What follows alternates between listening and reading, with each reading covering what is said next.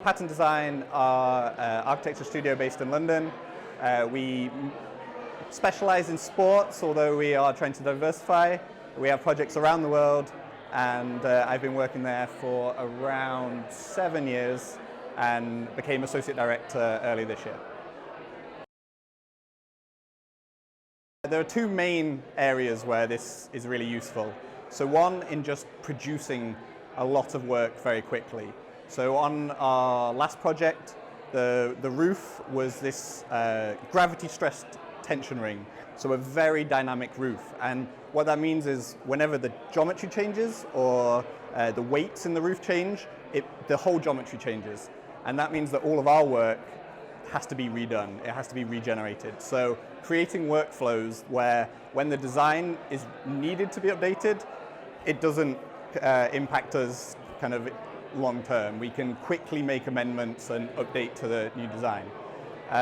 In terms of controlling the construction process, I think the main thing is about confidence, being able to work again quickly. But if contractors love data, if you can go back to them with certainty, you can show them where one idea is better than another, where there's potential savings. It's a lot easier to convince them of what is the right decision. And again, that's at any point in the project, but especially on site, when things are moving quickly and subcontractors might be suggesting slight alterations, being able to quickly check what they're saying is correct, or maybe they're just passing the blame to somebody else.